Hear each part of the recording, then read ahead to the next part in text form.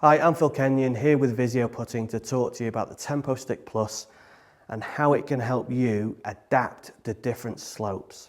Now, one of the things I see with a lot of golfers out on the golf course is when they get on different slopes, it really affects their speed control. So you can get golfers who are pretty good on a flat putt, controlling their speed, but they really don't have the skill to adapt to a big uphill putt or big downhill putt. And very often is because they don't have a feel for how they adjust the size of that stroke.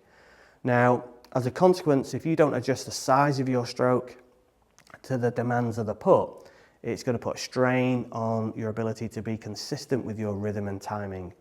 If you're on a downhill putt and you don't adjust to the fact that it's going to be quicker and make the same size stroke as an equivalent distance on a flat putt, if you have the same rhythm and timing, you're going to hit that ball too hard.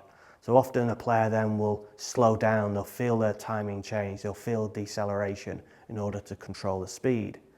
So an important part of your training should be using the TempoStik on different putts, whether it be uphill or downhill, so you can practice changing your size of stroke to the demands of the putt. So if we go into the app, we can, if you look to the far right hand side, you can see the setting for slope.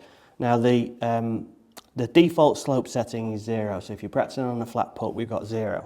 But if I wanted to practice on a up or downhill putt, I can adjust the settings here. So it'll go up at 0.5%. So I could take that setting and adjust it to 3% uphill.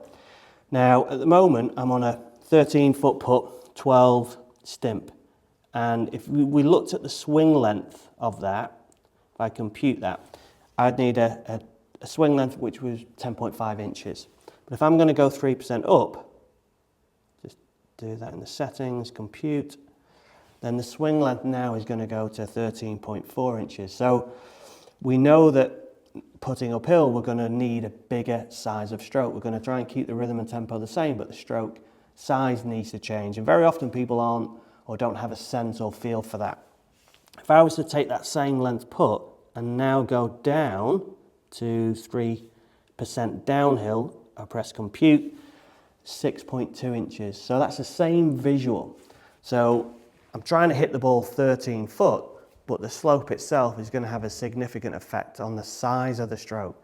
So a great way to practice your speed control is to use TempoStik across different types of putts, not just different distances, but uphill and downhill. So you could take a 10-footer, work on your rhythm and timing on a flat putt, and then take that 10-footer downhill and take that 10-foot putt uphill.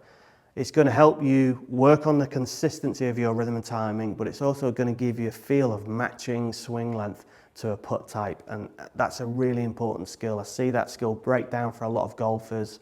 They don't match the size of stroke to the demands of the putt. Those demands are not just distance, it's also the slope that you're putting across. So being able to train in this way will really help you develop one of the most important things in helping you become a great speed putter, and that's controlling the size of your stroke.